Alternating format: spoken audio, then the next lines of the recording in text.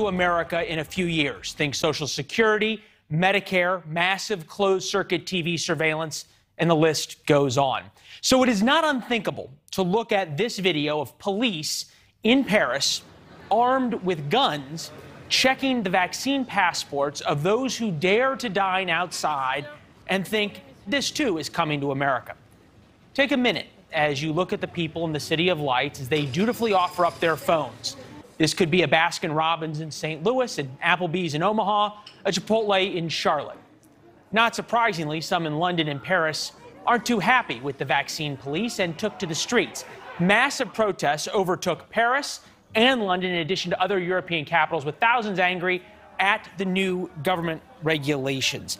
And we know cities across America are considering or already have instituted similar policies. How to enforce them might be slightly trickier. Mike Allen reports on this and just about everything else around the world. He co-founded Axios and writes the must-read newsletter of American Politics. Mike, good evening to you.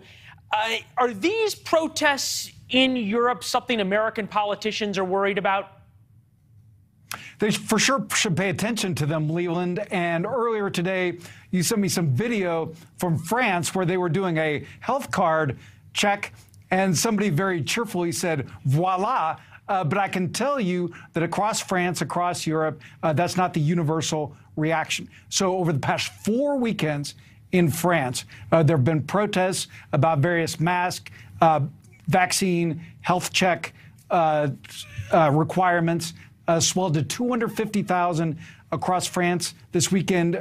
Also protests in Poland, protests in Italy, protests in Australia, Israel, across the world. And something fascinating about him, and that I think is very relevant to American politicians, is these protests do the rarest thing. They unite the right and the left. And especially in Italy, where they have a green pass that you're going to have to show, similar to that health pass, and other places in Europe showing either that you're vaccinated or that you have had a negative test or that you've recently had COVID.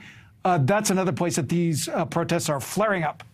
Interestingly enough, you talk about uniting the left and the right. Sometimes the hatred of the media unites the left and the right. The BBC was the center of one of these protests. We have video from London when a huge group tried to attack the headquarters of the BBC, who were quite upset. Remember, during the BLM riots, CNN was attacked. But it does sort of bring up how politicians are going to try and either feed in or play off of this anger. You have to imagine that Ron DeSantis and Greg Abbott are watching this video in Europe and thinking there's got to be a lot of anger here in America to tap into. No, very fascinating, and taking both of those politicians. And Wieland, hasn't it been fascinating to see the Biden-DeSantis interaction, which could be well be a preview of 2024. We saw that clip over the weekend of the Florida governor saying he's not going to mask his kids. He says, I'd like to see their smiling faces. And then just today, Wieland, in Dallas, in my newsletter, Axios PM, you saw the news that the Dallas School District is going to try to impose a mask mandate in defiance of the governor. But here's a twist, Leland, and you mentioned at the beginning whether or not whether enforcement was possible. Here's another problem: deployment.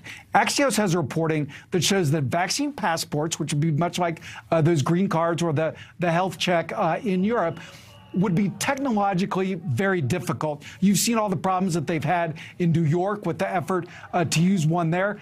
And the United States just did not build our system for this. Everybody complains about the Twitter loves to snark about the vaccine cards, which are exactly the wrong size to fit in your wallet. There's no centralized database. People are rarely checked when they get the vaccine. All of that would make a legit vaccine passport very difficult to deploy in the U.S. and certainly far off.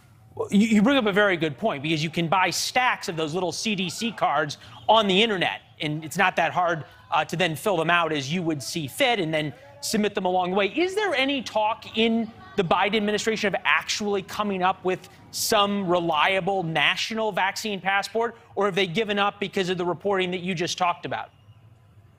So I know that at the moment they're concerned about much more immediate problems. And I had a map this morning in AXIOS AM. I thought it was a mistake. I had one of my colleagues check it because the entire U.S. is red. It was the CDC's map of community spread, which has to do with both the number of cases and the number of positive tests. And basically the whole country was on fire.